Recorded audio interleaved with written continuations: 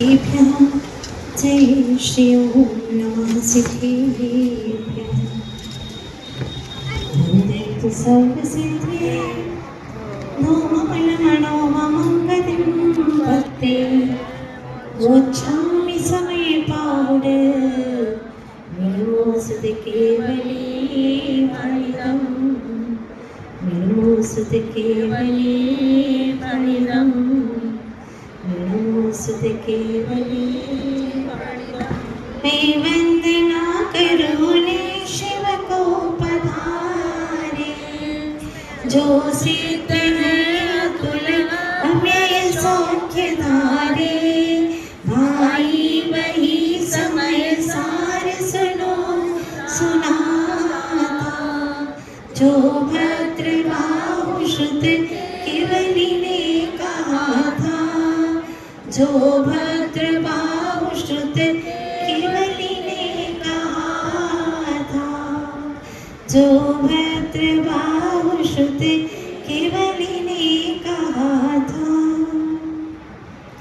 आदि तीर्थंकर श्री आदिनाथ भगवान की, शांति विधाता श्री शांतिनाथ भगवान की, श्री 24 तीर्थंकर भगवान की, श्रीमद भद्र बाहु श्रुत केवली भगवान की, संत शिरोमणि आचार्य गुरुदेव श्री विद्यासागर जी महाराज की, आचार्य वरी श्री समय सागर जी महाराज की, अहिंसा में विश्व धर्म की, परम पूजनीय आलिका रत्न मां पूर्णमती माता जी की, वंदनीय आलिका संघ की।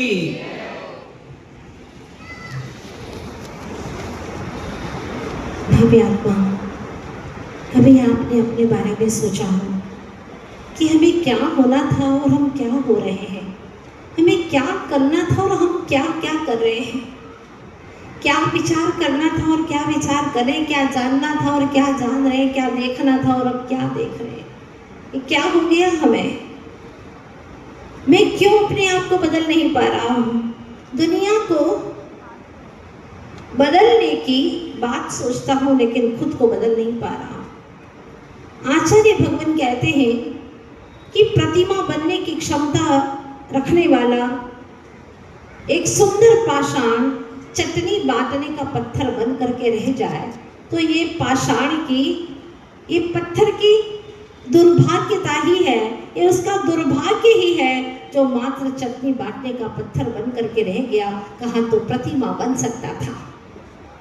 तो प्रतिमा बनने की क्षमता रखने वाला वह पत्थर चक्की बांटने का मात्र पत्थर बन करके रह गया, ये पत्थर का दुर्भाग्य है। मोती बनने की क्षमता रखने वाली वह बूंद कहाँ गटर का कीचड़ बन करके रह गई, ये उस पानी का, उस बूंद का दुर्भाग्य है।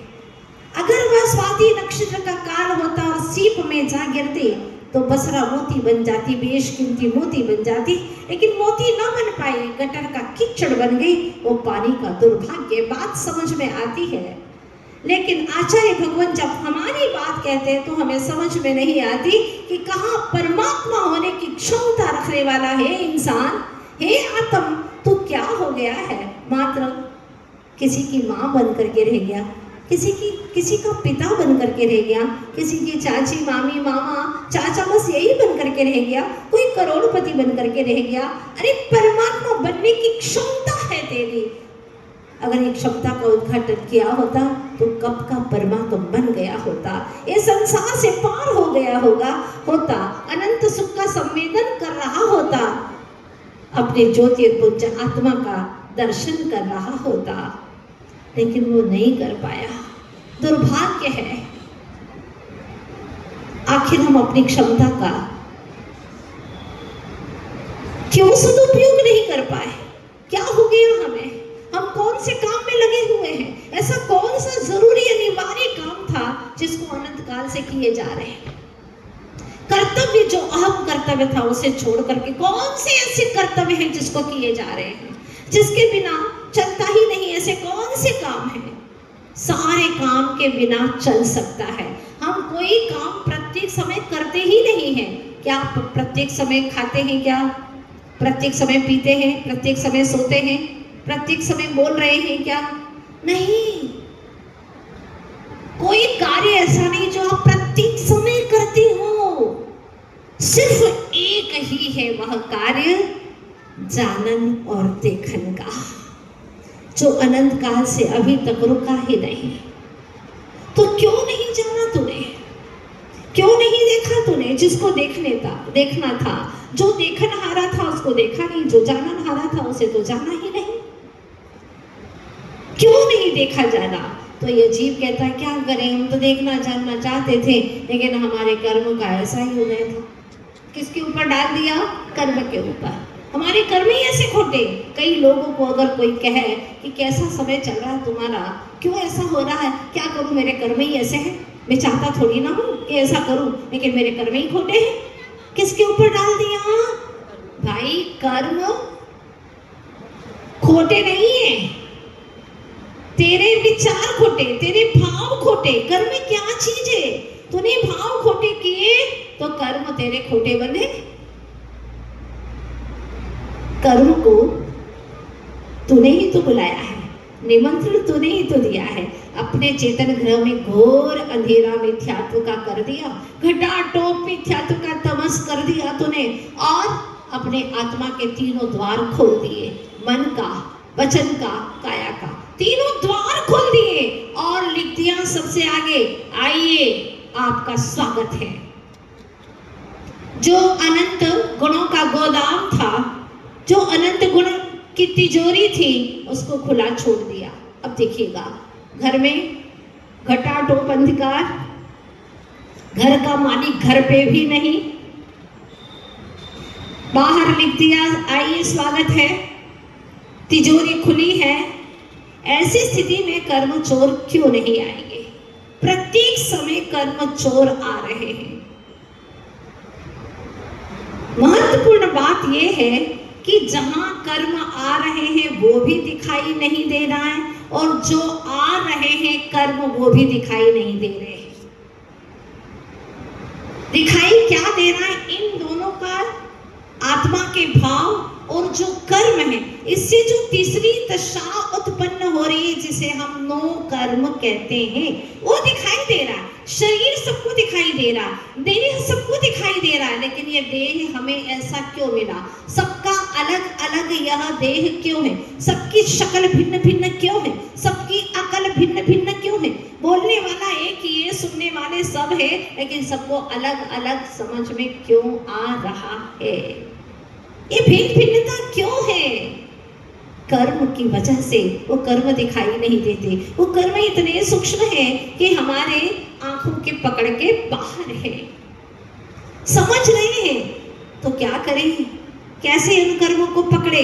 आचार्य कहते तेरे भावों के पास में इतनी शक्ति है कि तू इन भावों को पकड़ सकता है, इन भावों को बदल सकता है। ये इतनी शक्ति तेरे पास में है, क्योंकि कर्मों को बुलाने की क्षमता तेरे पास में थी, वो कर्म आए, अब उनको वापस भेजने की क्षमता भी तेरे पास में है। और जो तेरे चेतन ग्रह में पड़े हैं, इनको बदलने की क्षमता भी तेरे पास में, काले से गोरे करने की क्षमता है तेरे पास में। एक ऐसी ड्यूटी है तेरे पास में, एक ऐसी ड्यूटी है तेरे पास में कि काले काले कर्मों को तू गोरा भी कर सकता है, यानी पाप को तू पुण्य रूप में भी परिवर्तित कर सकता है। ये तेरे पास में सारी क्षमताएं हैं, तेरे पास में अनंत हैसियत है, अनंत क्षमताएं हैं, लेकिन तूने अपनी क्षमता को पहचाना ही नहीं। बाहर के यंत्र, बाहर के वस्तु, बाहर के व्यक्तियों को, उनके बारे में तो जानता है, लेकिन तू तेरे भीतर की असलियत को जानता ही नहीं है, बस सोचता रहता है। तो सोच, आचार्य भगवान कहते सोच, लेकिन सही दिशा में सोच। आखिर ऐसा क्यों होता है? बहुत सारे प्रश्न आप लोगों के दिमाग में हमेशा खेलते रहते हैं, तैरते रहते हैं। बात यह है कि एक मनुष्य खाने पीने में बहुत सावधानी रखता है, बहुत सावधानी रखता है। ये खाऊं तो कैसे खाऊं, कितना खाऊं, बहुत सोच समझ करके खाता है वह, बहुत सावधानी रखता है और सोचता है ये खाऊंगा तो बीपी बढ़ जाएगी, इससे शुगर हो जाएगी, इससे पेट खराब हो जाएगा, इससे मोटापा हो जाएगा, इससे बात बढ़ जाएगी। कितना सोचता रहता है, सोच सोच करके खाता रहता है। इतनी सावधानी कि खाने की वस्तुओं की अपेक्षा न खाने वाली जो वस्तु है इसकी लिस्ट लंबी हो गई है। खाने वाली वस्तुओं की अपेक्षा न खाने वाली वस्तुओं की लिस्ट उसकी सूची लंबी हो गई है। इतनी सावधानी रखता है, इसके बावजूद भी बेचारा पॉकेट में टेबलेट रख करके ही चलता है। शुगर की, बीपी की, सारी टेबलेट साथ में ही चलती हैं। आखिर क्यों? शुगर बढ़ी हुई है, बीपी हाई आ रहा है, आखिर ऐसा क्यों? रोज कोई ना कोई तकलीफ बनी ही रहती है। आज पेट में दर्द है, आज सिर में दर्द है, पता नहीं, जी मचलता रहता है, नींद आती नहीं है, शरीर गर्म हो जाता है। इतना सोच समझ करके खाता है। तरह तरह के डॉक्टर्स, अरे डॉक्टर्स इतने आ चुके, इतने डॉक्टर और वैद्य को दिखा चुका है कि वहाँ जहाँ भी जाता है वो पहले से अपनी सारी बीमारी बताता है। तो डॉक्टर कहता है कि जब तू ही बता रहे तो मैं क्या देखूंगा? जो कुछ भी कहता है ये मैं खा चुका हूँ, ये खा चुका हूँ, ये खा चुका हूँ। डॉक्टर से ज्यादा उस मरीज को अनुभव हो गया है, फिर भी वो बीमार है। आखिर क्यों? कभी सोचा आपने? और दूसरी तरह एक दूसरा मनुष्य है जो कि कुछ भी सोच समझ करके खाता नहीं, कोई सावधानी नहीं, जब इच्छा हुई जो मन में आया खा लिया, फिर भी स्वस्थ। क्या ऐसा देखने को आपको मिलता है या नहीं? बोलिए ना। हाँ, ऐसा देखने को मिलता है। तो ऐसी विपरीतता क्यों है? क्योंकि कर्मों ने एक को आरोग्यता का पुरस्कार दे दिया है। आरोग्य रहो, पुरस्कार दे दिया कर्मों ने। हाँ, और कह दिया कि अगर तू पत्थर भी खाएगा ना तो पथरी नहीं करूंगा।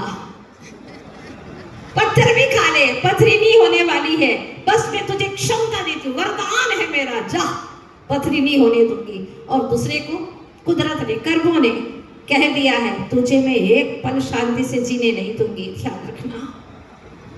हाँ, तो कितना भी सावधानी रख, पर मैं तुझे चैन से जीने नहीं देने वाली। क्यों? एक कर्मों की कौन सी ऐसी दशा? आखिर कौन है यहाँ?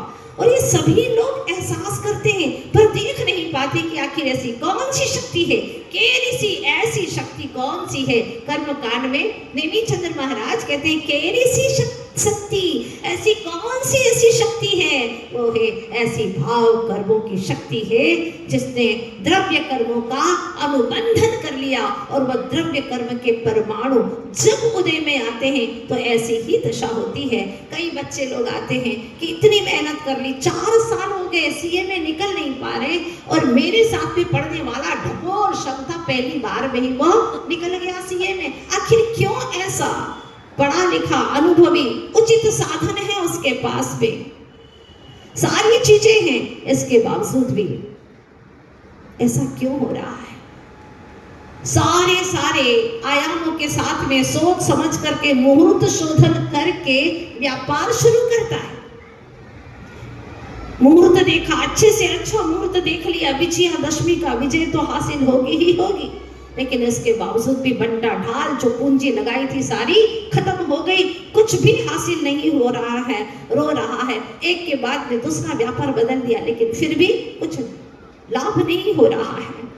और दूसरा ये है, अधिक पढ़ा लिखा भी नहीं है, कोई प्लानिंग भी नहीं है, और इच्छा के अनुसार किसी से पूछने भी नहीं गया, किसी से कोई एडवाइस नहीं ली, कोई मुहूर्त शोधा नहीं उसने, बस अपने मन में आया और उसकी इच्छा के अनुसार उसने अपना व्यापार शुरू कर दिया, और देखते ही देखते बड़ा श्रीमंत बन गया, बड़ा दानी, बड़ा नामी बन गया।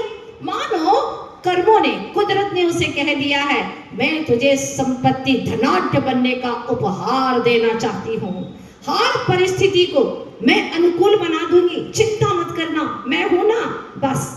और वही कुदरत, वही कर्म दूसरे इंसान से कहती है कि तुझे लाभ नहीं होने दूंगी, जो तेरे विश्वसनीय हैं उनको मैं बदल करके रख दूंगी, दादा जो तेरे साथ में पार्टनरशिप कर रहे हैं उनका मन फिरा करके रख दूंगी, वो पैसा ना खा जाए तो देख लेना, मेरा कर्म का नाम बदल लेना, मैं ऐसा करके ही रखूंगी, और दलालों को बदल दूंगी। हाँ, ध्यान रखना, ग्राहकों को तेरे दुकान तक फटकने नहीं दूंगी, और जो ग्राहक आ रहे उनके साथ में विश्वासघात करने के लिए मैं प्रेरित कर दूंगी, वो ग्राहक तेरे साथ में विश्वासघात करेंगे, ऐसी प्रेरित करूंगी मैं। कर्म कहता है उसको कि देख तू कर तो सही बिजनेस, लगा ले अपनी पूंजी अच्छी से अच्छी, बाजार का रुख बदल करके न रख दूं तो देखना। हाँ, बाजार का रुख बदल करके रख दूंगी, क्योंकि मुझे तुझे दरिद्रता की सजा देना है। इस संसार का चित्र है। आखिर क्यों ऐसा? क्योंकि किसी के प्रथम प्रयास में इतना सब कुछ सीए पास उत्तीर्ण हो गया, सफलता मिल गई, और किसी के अनेक प्रयास के बावजूद भी ऐसी सजा का क्यों पुरस्कार दिया? यद्यपि जो कर्म है वो किसी का अपना और पराया नहीं होता। कर्म तो कर्म है, सभी आत्माओं के लिए वह पर ही है, एक जैसा ही है। फिर भी वो एक को पुरस्कार दे रहा है और एक को सजा। आखिर ऐसा क्यों हो रहा है? दोनों ने कार्य एक जैसे किए, एक समान किए, एक ही साथ में किए, एक ही उम्र के थे, एक जैसे धनाढ्य थे। इसके बावजूद भी एक को कारावास और दूसरे को कार भी और आवास भी। ऐसा क्यों? एक को कारावास और दूसरे को कार भी मिल गई, आवाज भी मिल गया। क्या बात है, ये क्या दशा है? कुछ बात समझ में नहीं आती। एक चोर ने डाका डाला। एक संसार की स्थिति को समझो, ये किसी और की स्थिति नहीं है, हमारे भीतर की स्थितियां है, एक कर्मों की दशाएं हैं। आखिर ऐसा क्यों हो रहा है? एक चोर ने डाका डाला, हत्या भी की, पुलिस ने पकड़ा और कोर्ट में केस चला। जज ने उसके लिए दंड कर दिया 10 साल की सजा, और रोज 10 कोड़े उसको लगाना है। कोड़े कौन लगाएगा? पुलिस, जेलर कहेगा, है ना? तो जेलर ने दिन भर कैदी को बहुत सख्त परिश्रम कराया, मेहनत कराई अच्छी खासी तेज धूप पे, और फिर शाम को जेलर ने 10 कोड़े पिटवाए उसको, हंटर से मारा। क्या कैदी चिल्ला रहा है कि तुम मुझे क्यों मार रहे हो? मैंने तुम्हारे घर पे चोरी की है क्या? पुलिस के घर पे की है, जेलर के घर पे चोरी की है क्या? तो आप मुझे क्यों मार रहे हो? क्या हक है तुम्हारा मारने का? अरे जिसके घर में मैं चोरी करके आया हूँ वो मारे तो बात भी है, लेकिन तुम क्यों मार रहे हो? ये अनधिकार चेष्टा है तुम्हारी। मैं तुमसे मार नहीं खाऊंगा। और उसको पकड़ता है, गालियां देता है जेलर को, पुलिस को, सबको चिल्ला रहा है। क्या कैदी के इस तरह से चिल्लाने पर आपसे पूछना चाहती हूँ, उसकी सजा कम कर दी जाएगी या बढ़ा दी जाएगी? बोलो, बढ़ा दी जाएगी। तो क्या कैदी की बात गलत है? कैदी झूठ बोल रहा है क्या? ध्यान से बोलिएगा, क्या कैदी झूठ बोल रहा है? उसका भी कहना तो सच है ना कि मैंने तुम्हारे घर पे तो डाका डाला नहीं है, चोरी की नहीं है, तुम मुझे क्यों मारते हो? क्या हक है तुम्हारा मारने का? तुम्हारे घर तो मैंने इस प्रकार से कुछ किया ही नहीं है।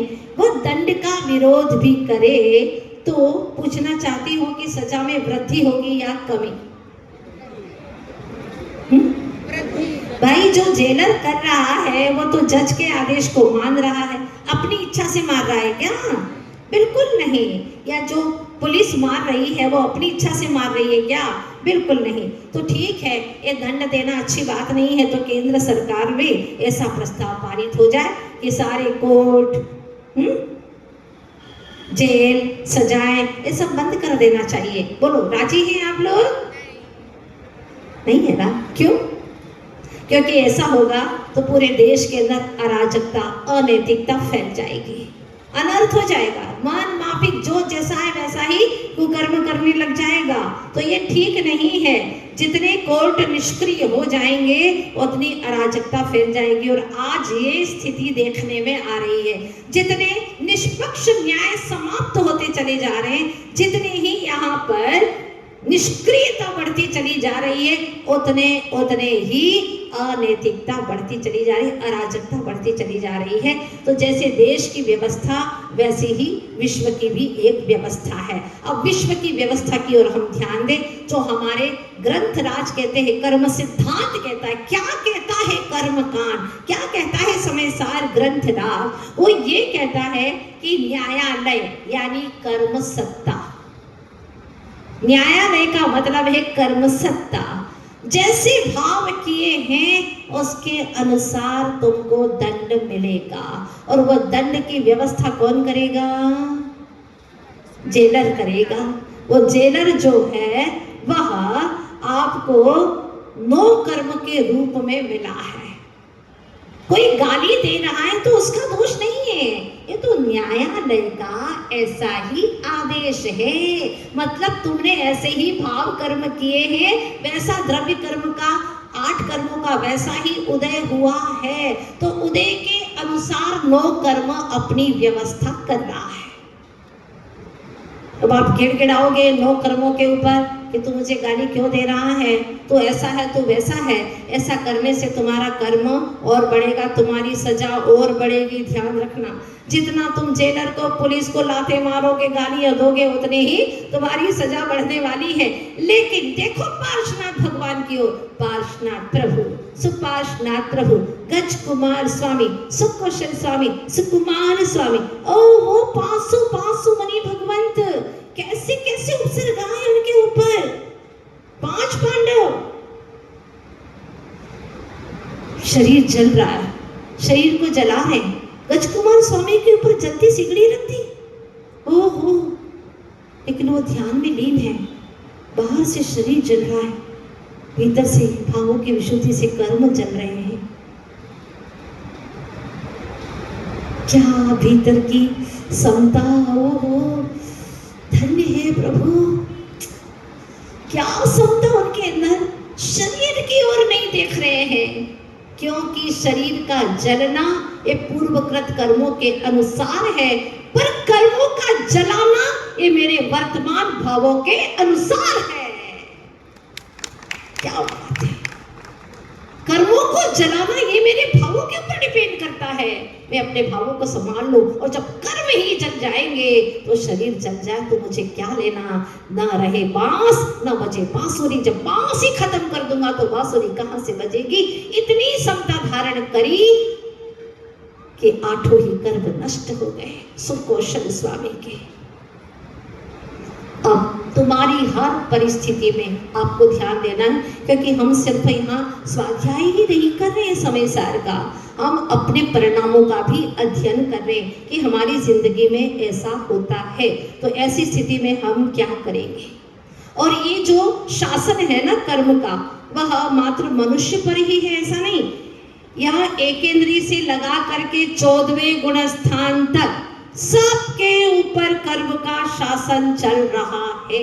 एक जैसा, जो जैसा भाव करता है उसके अकॉर्डिंग उसकी सजा तय कर दी जाती है। और नो कर्म रूपी जेलर आता है, उसको दंड देता है। जो दंड भोगते भोगते चिल्लाता है, रोता है, गालियां देता है, पर को दोषारोपण करता है, उसके नए नए और कर्म बढ़ जाते हैं, बंध जाते हैं, सजा उसकी वृद्धिंगत हो जाती है। लेकिन जिसने सजा को शांति से भोग लिया समता के साथ में, तुम पर निर्जन वन में बरसे ओले शोले पत्थर पानी, आलोक तपस्या के आगे चल सकी न शठ की मन मानी।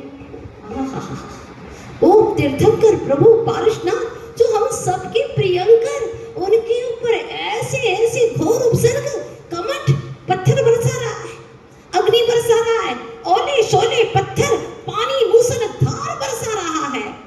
लेकिन धन्य है प्रभु पारस, आप क्यों पूज्य हो गए? इसीलिए क्योंकि आपके भीतर में वो पवित्र भेद ज्ञान की धारा बह रही थी। उस भेद ज्ञान की धारा के आगे ये बाहर की धाराएं कुछ काम न कर पाई, और वो सारे पत्थर बाहर बाहर गिरने लगे। ये उनकी आत्मा को छू नहीं पाई, क्योंकि वो जानते थे मेरी आत्मा अस्पर्शी है, ये मुझे स्पर्श नहीं कर सकते। वाह, ध्यान की वो क्षमता प्रभु, आप अपने ज्ञान गुफा में जाकर के विराजमान हो गए। ये सब कुछ बरसता रहा, लेकिन उनके भीतर में कितनी शांति। वो कमठ अग्नि बरसाता रहा और प्रभु पारस समता का नीर बहाते रहे। विजय किसकी हुई? अंत तो गत्वा सत्यमेव जयते, सत्य की जय हुई। ये हमें कहना नहीं आए प्रभु, कोई बात नहीं चलेगा, बस हमें जीना आ जाए ऐसा। हर परिस्थिति में बस एक भाव पुरुषार्थ कर ले, बस एक भाव। आचार्य भगवान कहते हैं तू पार हो जाएगा। अनंत बार फेल हो गए, इस बार हमें उत्तीर्ण होना है, ठान लेना है, इतना ही काम करना है। बस भेद ज्ञान पूर्वक समता, सहनशीलता, बस यही तो करना है। किसी की सहानुभूति की जरूरत नहीं है हमें। फिर वही बात आचार्य जी ने बहुत गहरी बात कह दी थी कि हे आत्मन, ऐसी स्वानुभूति कर कि किसी की सहानुभूति की जरूरत ही न पड़े तुझे। ऐसी स्वानुभूति कर, निज की अनुभूति ऐसी कर कि किसी की सहानुभूति की तुझे जरूरत ही न पड़े। तो न्यायालय का काम तो है सजा निर्धारित करना है, निश्चित करना है। और जज स्वयं आकर के कैदी को कोड़े नहीं मारता, ध्यान रखना। हाँ, द्रव्य कर्म वो स्वयं नहीं मारेगा, वो किसी को निर्धारित करता है, 9 कर्म को, उसके अनुसार हमें 9 कर्म मिलते हैं। अब देखिएगा, आपका कर्म का तीव्र उदय था, लेकिन आपने प्रभु वाणी को सुन करके अपने निर्मल परिणाम कर लिए, कषायों को मंद कर लिया और सम्यक्त का प्रकाश जगा दिया। तीव्र कर्म उदय में आया था, उसने 9 कर्म भेजे और कुछ 4 लोग आए। कहा उन्होंने, बोलो इनको, बोलो इनको होटल की तरफ चले, प्यार से बोलो, ताकि मैं अच्छे से एक्सीडेंट करके उसके हाथ पैर तोड़ सकूं, अधमरा कर दूं। तुमने कहा नहीं, आज मैंने भाव बना लिया है, आज तो मैं समय सार सुनूंगा, अपनी आत्मा की कथा सुनूंगा। नहीं आना है मुझे, बहुत भ्रमित कर रहे, बोला ना, नहीं आना तो नहीं आना, मुझे नहीं आना है। भीतर का पुरुषार्थ बोला, नहीं आना है। और 9 बजे समय वो कर्म की स्थिति उदय में आने वाली थी, बैठ गया यहाँ पर, बदल दिया उसने अपने भावों को। इसने इतना बल दिया, इतना पुरुषार्थ किया कि उसका कर्म आया और चला गया।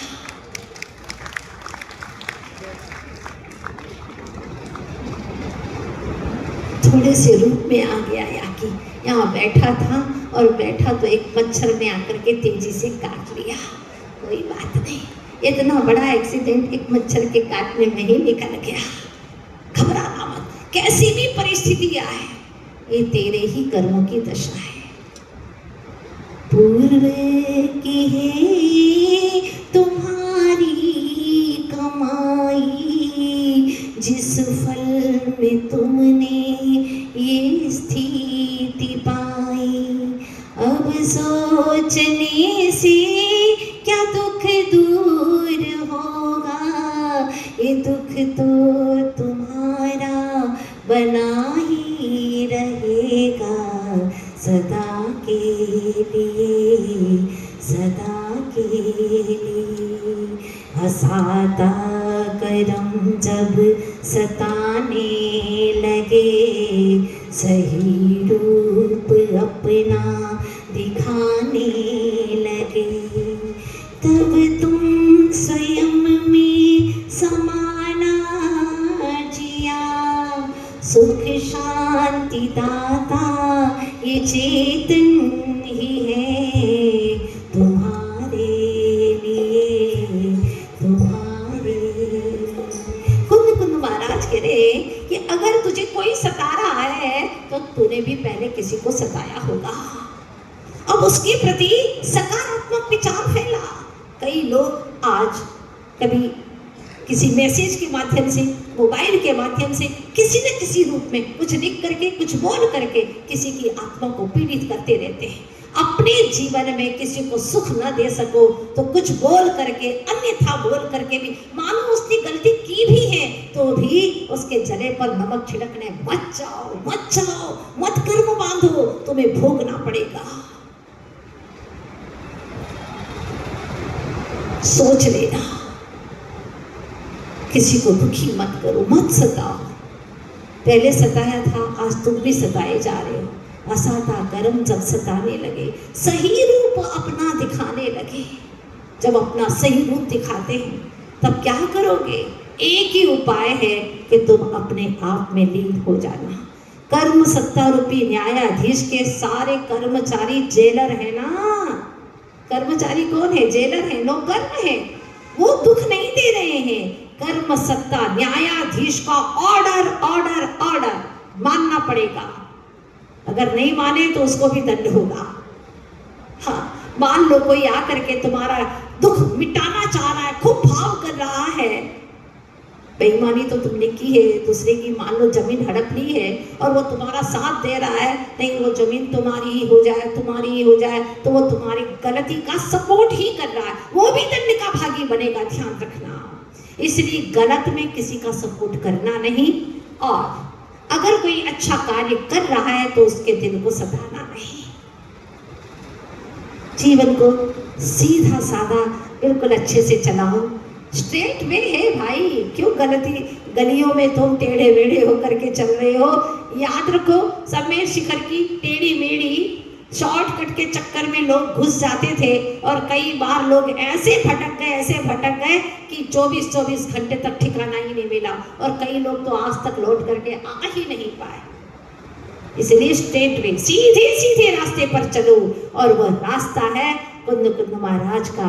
वो कह रहे हैं कि अगर तुम अपने भावों को संभाल लोगे, ये तुम्हारा स्ट्रेट वे है, और अगर जेलर को गाली दोगे, उस पर क्रोध करोगे कि तुम मुझे क्यों मारते हो, तो सजा बढ़ जाएगी। अगर आपको सजा बढ़ानी है तो ऐसा काम करना। अब सबसे पूछना चाहती हूँ कि सजा बढ़ाना है या कम करना है? कम करना है तो चुपचाप मार खा लो। क्या जो चर्चा चल रही है ना, अगर सजा कम करना है तो क्या करना है? चुपचाप मार खा लो। तुम्हारा धन हड़प करके ले गया, 2 करोड़ ले गया, ठीक है, गालियां देने से कुछ हो, देने वाला है ही नहीं, तुम दिन रात परिणाम बिगाड़ते रहो उसके पीछे। माता जी ये तो नहीं हो सकता, हम परिणाम तो हम बिगाड़ेंगे तो बिगाड़ो, ठीक है, ये परिणाम बिगड़ने से ही तो ये मार खाई है तुमने, और कितनी मार खाओगे? और अगर माल आ भी गया तो माल खाएगा कोई और मार खाओगे तुम। ऐसा हाँ, घाटे का सौदा नहीं करना, अपने परिणाम जिससे निर्मल हो सके वैसे कर लेना। तो आचार्य देव कहते हैं कि जैसे पार्श प्रभु को केवल ज्ञान की प्राप्ति हो गई, तुम्हें भी समता से अगर सहन करोगे तो केवल ज्ञान मोक्ष की प्राप्ति हो जाएगी। और यही मात्र सार है शुद्ध परिचितानुभूता। बाकी तो तुमने कर्म बंध की कथाएं अनंत काल से सुनी है, अभी भी सुन रहे, लेकिन इसका मात्र लक्ष्य यही है कि हम सुन करके अपने परिणामों को निर्मल करें, आज से तय करें मेरा कोई शत्रु नहीं है। हे प्रभु, मुझे सबके प्रति मेरी आत्मा जैसी ही मुझे भावना जागे कि जैसे मैं अपनी आत्मा का उद्धार चाहता हूँ, सुख चाहता हूँ, सभी जीव इसी तरह से चाहते हैं, सभी जीव सुखिया हो, कोई दुखिया ना हो, कोई ना सताया जाए, ऐसी भावना प्रातः काल करते ही उठते ही करो, और दुश्मन के प्रति विशेष रूप से करो, ताकि वो तुम्हारा आत्मीय बन जाए, उसकी भावना बदल जाए और वह भी तुम्हारा मित्र बन जाए। कमठ भी भगवान के समूह शरण में आ गया और हाथ जोड़ करके बैठ गया। जिनके निमित्त से इतना कर्म बांध रहा था, उन्हीं की शरण में आकर के उसको सम्यक दर्शन की प्राप्ति हो जाती है और उसका भाव भी सुधर जाता है। इसलिए आखिर आना तो वही है, तो काय को भटकना। जो हो रहा है चुपचाप कर्मों की मार सहन करो, क्योंकि खुद का किया हुआ है, किसी के ऊपर दोषारोपण नहीं करना है। और समय भी आपका हो गया है। ये समय सार ग्रंथ राज तो ऐसा है कि मिश्री से भी ऊपर का मिठास है उसके अंदर, अमृत से भी ऊपर के मिठास है इसके अंदर। न जाने क्या एक एक श्लोक में, एक एक गाथा में कुंद कुंद महाराज ने रस भर दिया है कि आज हम चौथी गाथा पढ़ रहे हैं इतने दिनों के बाद में भी, लेकिन ऐसा लगता है कि हर गाथा के अंदर क्या रस भर पड़ा है। और कहते हैं कि काम भोग बंध की कथाएं तो तूने अनंत काल से सुनी है चेतन, लेकिन अब की बार इस चातुर्मास में कोई आत्मा की कथा सुनना, अपनी आत्मा की कथा सुनना और अपनी आत्मा की व्यथा मिटा देना, बस यही भावना है। आज 27 तारीख रविवार को शाम को जो गुरु ने हम सब के ऊपर उपकार किया, आप सब के ऊपर उपकार किया, अभी जो आप सुन रहे हैं ना वो भी गुरु का उपकार है। अगर गुरु हमें दीक्षा न देते तो हम यहाँ कहाँ आते, और आप इतने सारे भव्य जीव अपने परिणामों को निर्मल कैसे करते। ये कषायों की मंदता, ये तत्व ज्ञान की रुचि, ये आत्मरुचि जो आपको प्रकट हो रही है वो गुरु के उपकार के कारण से ही हो रही है। आज शाम ठीक 6:15 साढ़े 6 बजे से कार्यक्रम शुरू हो जाएगा और उसमें आप बोलेंगे गुरु के प्रति जो कुछ भी कविताएं हैं, मुक्तक है और सुंदर से गीत हैं आप पेश करेंगे ताकि हम गुरु की भक्ति में डूब सकें। और 29 तारीख को नेमी कुमार की विशेष रूप से स्वागत यात्रा होने वाली है जिसमें सारा दिल्ली एनसीआर एकत्रित होगा, होना ही चाहिए। अगर आपको संसार की भटकन की यात्रा मिटाना है तो सभी को नेमी कुमार की यात्रा में उपस्थित होना ही होना है, थोड़ी देर ही होना। पता नहीं उस वक्त तुम थे या नहीं थे, नहीं थे, और थे भी तो पता ही नहीं है, अभी तो संसार में भटक रहे हैं। अब संसार की यात्रा को विराम देना है तो सभी को 29 तारीख को कितनी बजे से स्वागत यात्रा शुरू होने वाली है भैया? दोपहर में कितनी बजे से? यहाँ पर अच्छे से घोषणा करो, किसी लोगों को पता नहीं है। मोबाइल लोग कम देखते हैं आजकल, स्वाध्याय ज्यादा करते हैं। हाँ बोलो कितनी बजे से है? हाँ दोपहर में 1 बजे से। उस दिन आपको अपने प्रतिष्ठान को बिल्कुल बंद करके नेमी कुमार की यात्रा मतलब अपने संसार की यात्रा को विराम देने का एक सुंदर सा आयाम आपको करना है, और जिसके पैरों में दम है सभी को उसमें आना है इस तरह से। और 30 तारीख को फिर हम प्रातःकाल, वो दिन तो आपको चूकना ही नहीं है जब बाहर से हजारों लोग आकर के उस कार्यक्रम को देखते हैं और उसके सहभागी बनते हैं, आपको बहुत कुछ मिलने वाला है। 30 तारीख सवेरे बिल्कुल 7 बजे से यहाँ से जाएंगे। हाँ पहली बार में कई लोगों को कुछ परेशानी भी हो गई थी, भोजन आदि के संबंध में हो जाती है, लोगों को पता ही नहीं था कि इतने सारे भक्तगण आएंगे, लेकिन अब तो सारे कमेटी वाले बिल्कुल संगत हैं एकदम कि चाहे 10,000 भी आए तो भी परेशानी नहीं है। इसलिए आप लोग बहुत